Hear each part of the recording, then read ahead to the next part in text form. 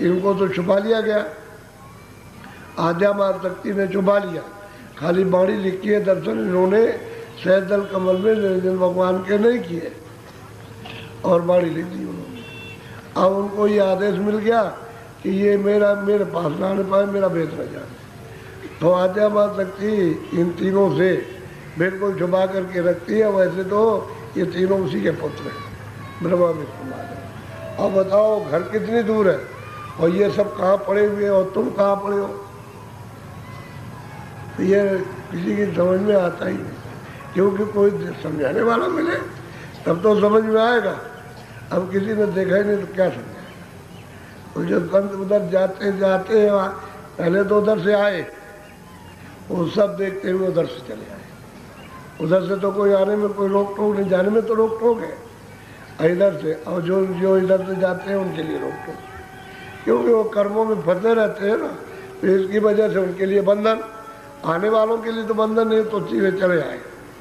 अब जब इधर लोगों को ले जाएंगे तो उनके लिए बंधन, तो दया के सहारे जाएंगे, दूसरा और कुछ नहीं। जब तक कृपा नहीं होगी, दया नहीं होगी, तब तक नहीं जा सकते कोई।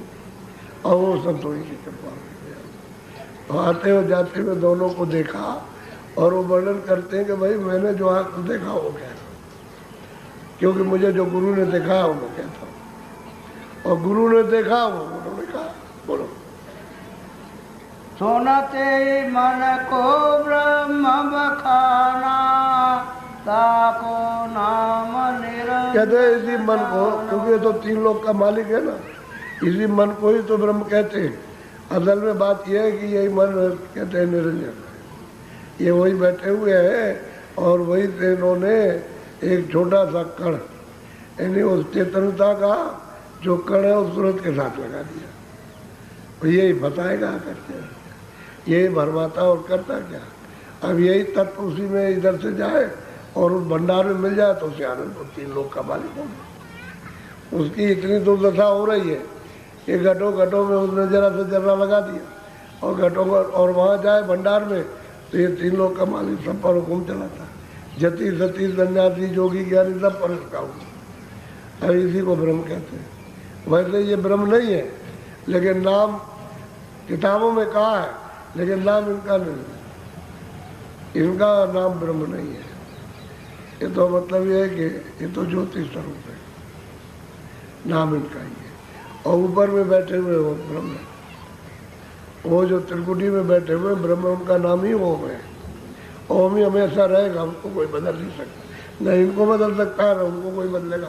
वो तो नाम ही उनका है। जब उधर से भेजे गए तो नाम ही है उनका, तो कैसे नाम बदल जाएगा? न रूप बदलेगा न नाम बदलेगा। अच्छा, एक दूसरे रूप बदल भी नहीं सकते। जो इनका रूप है ये रहेगा, उनका रूप वो रहेगा, बदल नहीं सकते, क्योंकि ये सब वो कारण शरीर में है, लिंग शरीर में। और ब्रह्मा विष्णु महादेव मतलब ये है कि ये इनका सूक्ष्म है और ये लिंग शरीर है ब्रह्मा विष्णु महादेव का। तो वो कारण में हो, सूक्ष्म में, और ये लोग जो है और आप स्थूल में हो, ये पंचभौतिक शरीर स्थूल से। इसी से तो आवरण पड़ा, गंदगी आ गई तो आँख बंद हो गई। गंदगी साफ हो जाए, आँख खुल जाए, तभी तो ये सब दिखाई देंगे। अंदर की सिर्फ आँख नहीं खुलेगी, है तो सबके पास, कोई एक के पास नहीं कि भाई उन्हीं लेकर के आए थे और आपके पास नहीं है।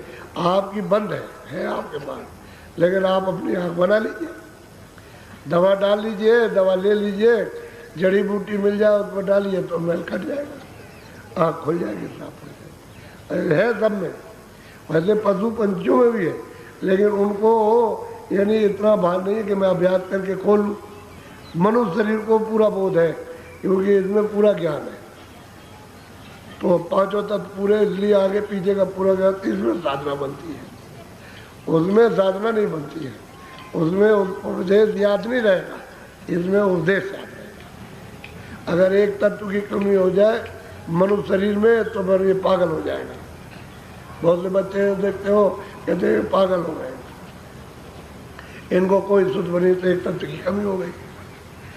जब भी तत्व की, तो दवा दारू दे करके फिर उस तत्व को पूरा शरीर क्यों गड़बड़ाता है कि किसी तत्व की पूरी हो गई, उसको दवा दे तो पूरा हो जाएगा शरीर।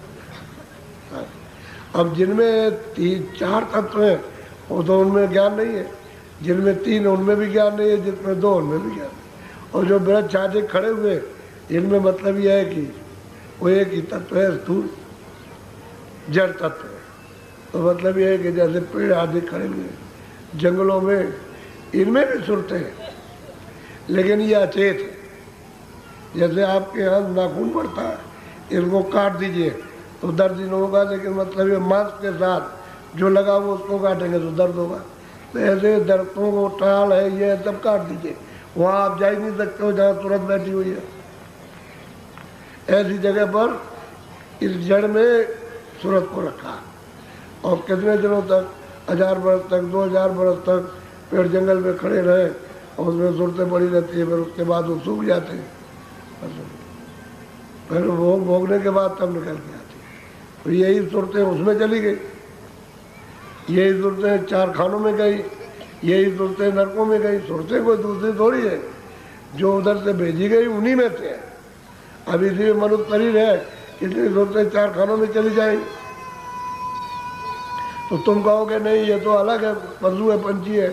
पशु पंछी नहीं, सूरत वही है।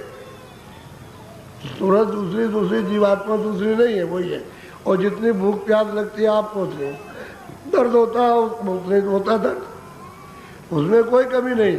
लेकिन वो कह नहीं सकते, आप कह देते बस। ये बोलो, ये निरंजन ज्योति कहाई, ब्रह्मा विष्णु शिव सुत है। कहते यही निरंजन भगवान, ये ज्योतिष स्वरूप है, इन्हीं को निरंजन कहते हैं। और यही ब्रह्मा विष्णु महादेव इन्हीं के सुत है।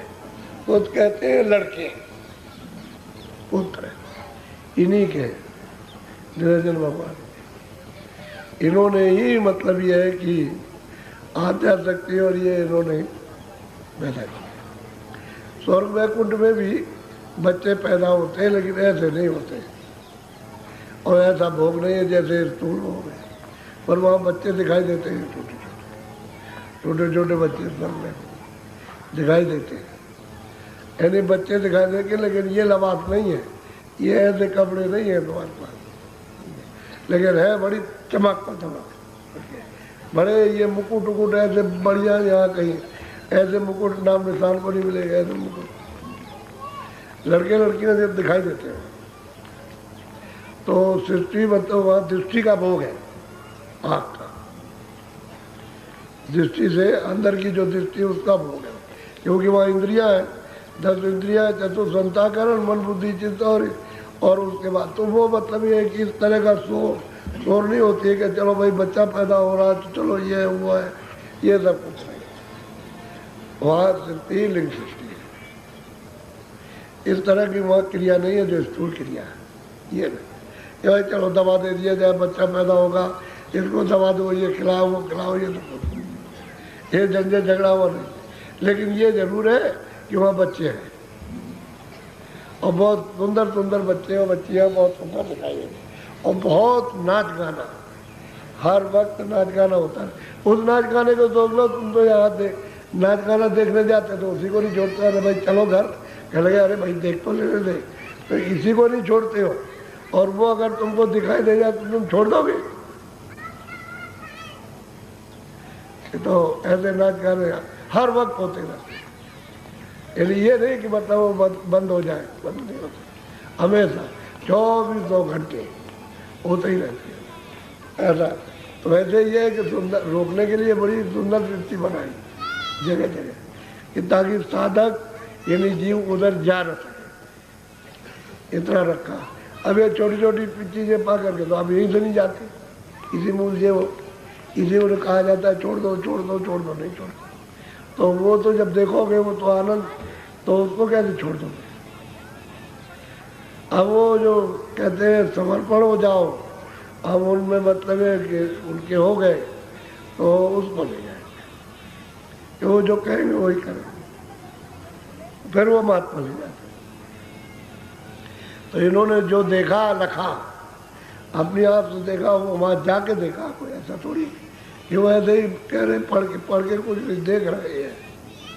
और हर वक्त देखते हैं, 24 घंटे जाते हुए आते हुए हर वक्त देखते रहो। अब जब रास्ता खुल जाता है तो सब दिखाई देता है। बोलो, तेना पुनरचा पिंड ब्रह्मंडा सातो दीप और नौखंड। कहते हैं कि उन्होंने ये सब रचना रची है यहाँ की और स्वर्ग वैकुंठ की और अपने सूक्ष्म लोक की। कहते हैं कि 3 लोक के मालिक। अब इनको राज मिला हुआ 3 लोक के मालिक, ऊपर में तो है ही वो ब्रह्म वाल, उनका अलग राज है, इनका तो राज वहाँ नहीं है। और फिर पार ब्रह्म का उनका अलग है। अलग अलग महापुरुष ने, सतपुरुष ने जो इनको दिया है तो तपस्या के एवज में बख्शीश में दे दिया। लो अच्छा ठीक है, ये सुरतों को दान में दे दिया। खैरात में मतलब ये है कि उनके सुपुर्द कर दिया, तो जाओ इनको ले जाओ। तो थोड़ी सी सुरतें उसमें क्या बूंद दे दी है और क्या। अरे भाई सतलोक की मतलब एक बूंद उसमें से समुद्र में से दी है और कोई दिया थोड़ी कुछ है, लेकिन इतने में बहुत कुछ है। बहुत बोलो। ज्योति निरंजन इनको जानी ताको संत काल बखानी। बात कहते हैं कि भाई ये असल में बात ये है कि इन्हीं का ये लोग है, तो इनको काल क्यों कहते हैं कि इन्होंने ये सब रचना की और उसके बाद में फिर ये विधान बनाया और अधिकार दे दिया। आप मतलब क्या करते हैं मतलब ये कि और समय पूरा किया, उन्होंने कहा कि अच्छा अब समय तुम्हारा पूरा हो गया, श्वास दी, श्वासों की पूंजी खत्म, अच्छा चलो तुम निकलो यहाँ से। तो निकालते रहते हैं, बंद करते रहते हैं, फिर निकाला फिर बंद, इन्हीं जन्मा फिर मरा, फिर जन्मा फिर मरा, यही। इसलिए इनको काल कहते हैं, इसलिए काल कहते हैं। परिवर्तन कर देते। अभी हमारा इनसे मोह लगा हुआ और अभी हम बैठे हुए, अभी बस आ गए, कहा चलो तो निकलो, बात नहीं करने देंगे, देखने नहीं देंगे, मरने ले जाए। मगर इन्हीं को काल कहते हैं कि हमारी इच्छा हमारी नहीं जाने की, नहीं मरने की, लेकिन मरने ले जाते हैं। काल इसी का नाम है। और जन्मत मरण जो दुख होता है वो मतलब है कष्ट, कष्ट बहुत होता है, पीड़ा बहुत होती है। बोलो। यह जम काल जाल जग डारा जो धीवर मछ। अब वो प्रमाण देते हैं को स्वामी जी महाराज के भाई ये उन्होंने अपना ये विस्तार किया, जाल बिछाया और कहते हैं कि भाई मछली से पकड़ने धीमर जाता है तो क्या करता है कि उसमें कांटे में लाठा लगाता है और कांटे को फेंक देता है, तो लाते का मुंह ऐसा रहता है, इधर तो जाएगा इधर रहेगा, और जब उसको लील लेगी लाते के दांत में तो फिर उल्टा हो जाता है, फिर वो जिगर में ऐसे छिप जाएगा। कहते हैं कि ठीक इसी तरह से जैसे झीमर में कांटे के साथ लाता लगा के पानी में फेंक दिया, मछली ने उसको ली लिया और फंस गए, वही इनके सबके साथ हो गया। रचना उन्होंने रची, उसका बेतार और सब भोग दे दिया, बस इसमें फंस गई सबके साथ। अब कोई निकल नहीं पाता, निकलने देता ही नहीं, निकलने देगा ही नहीं। कौन निकल पाएगा? महात्मा कोई मिलते तो नहीं है, महात्मा मिले तब और संत मिले तभी कुछ हो सकता हो। और संतों की खो तलाश किसी को है नहीं, कोई जानता नहीं कि भाई ऐसे अचानक में मिल जाओ तो बात अलग है, लेकिन वैसे खोज नहीं करते। बोलो। दस अवतार निरंजन का। अब वो गोस्वामी जी महाराज कहते हैं कि मैंने तो खड़े होके देखा अपनी आंख से कि 10 अवतार इन्हीं के, ऊपर के नहीं, 10 अवतार इन्हीं के निरंजन भगवान के, इन्हीं के नीचे से भेजे हुए। तो बताओ वो देख करके कह रहे, और आप मतलब ये कहते हो कि ये है वो है, क्या ये?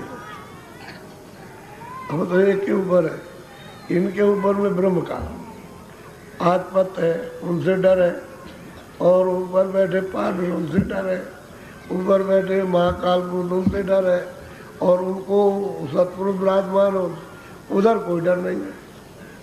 डर तो सब इन्हीं को है, वहाँ तो डर का काम है नहीं। वहाँ तो मतलब कोई चीज़ परिवर्तन होती नहीं है, जो है वही है। वहाँ न कोई मरता, न कोई जन्मता, न वो तो अखंड है, अविचल है, एक रस है। वहाँ डर का कोई काम ही नहीं, डर वहाँ जाता ही नहीं, डर का कोई खोल ही नहीं वहाँ। तो ये डर तो इन लोगों को कि मेरा राज मिल गया भाई, ये बात है। बात तो असली है। बस करो, आप जाने वाले हो, क्योंकि कल तो कार्यक्रम जो है इतना पूरा हो गया।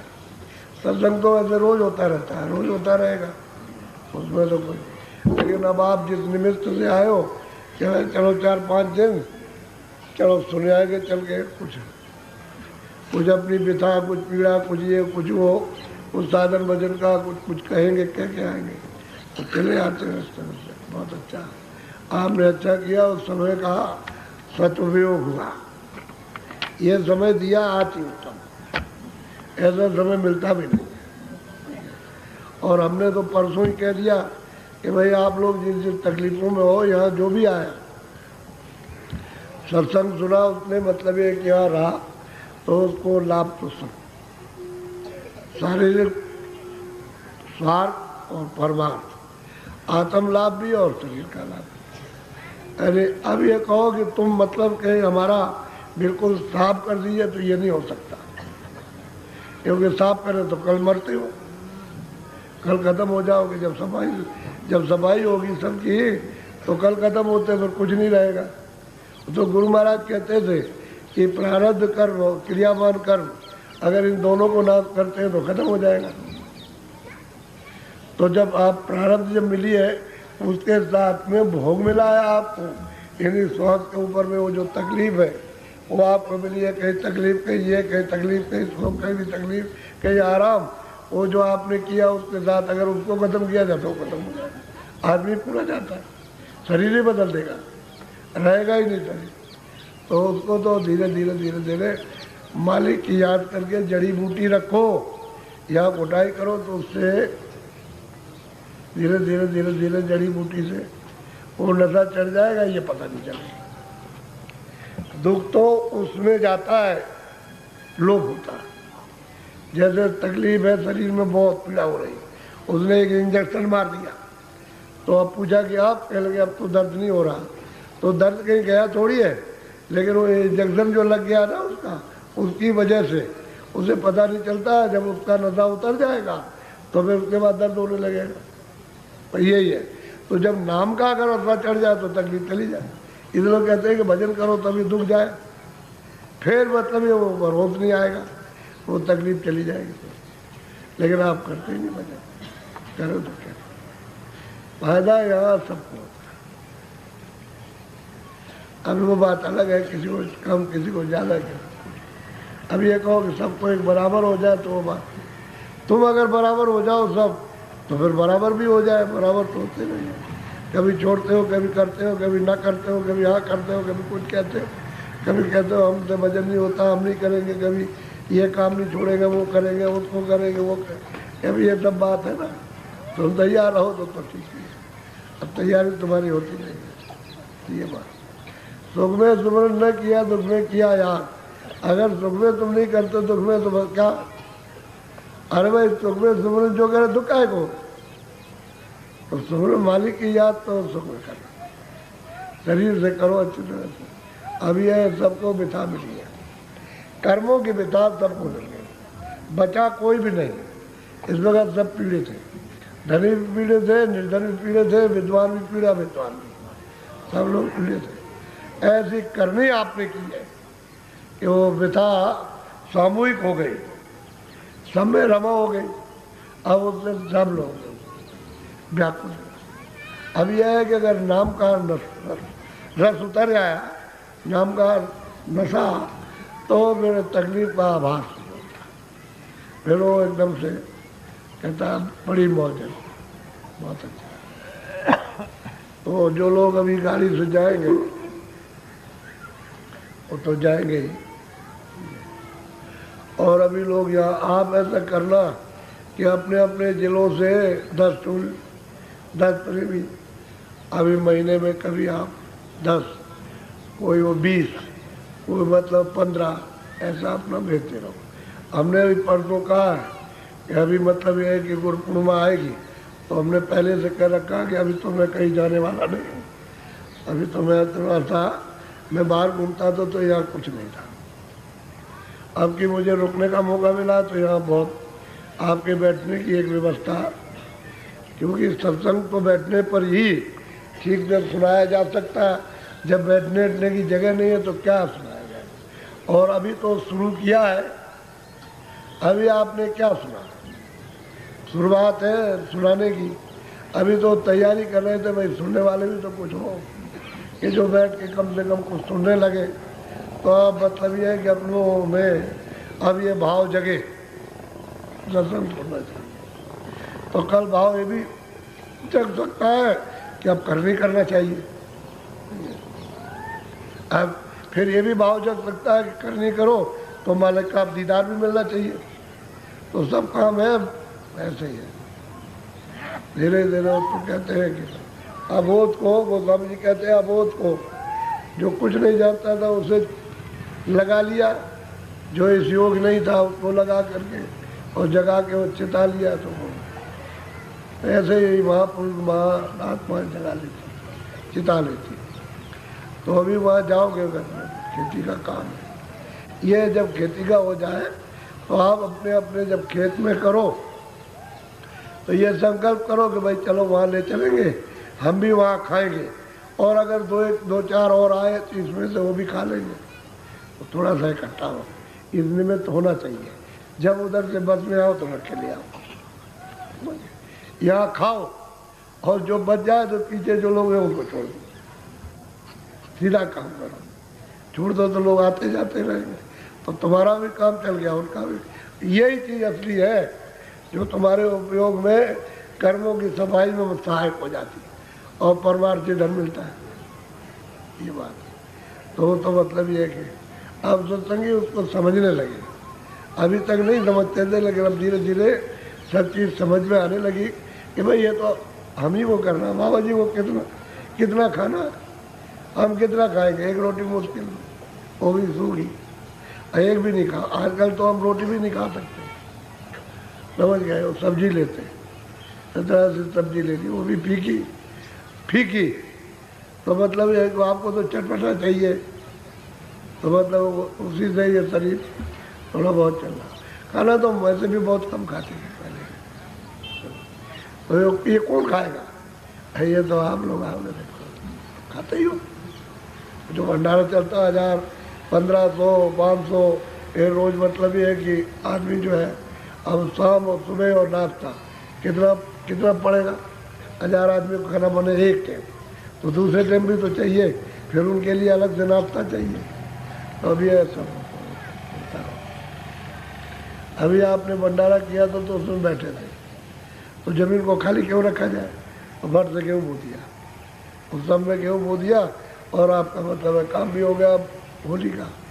यहाँ भी गए सत्संग भी सुना सब कुछ, और ये खाने के लिए हो जाएगा सभी। तो ये तो बड़ा पवित्र रहता है मतलब।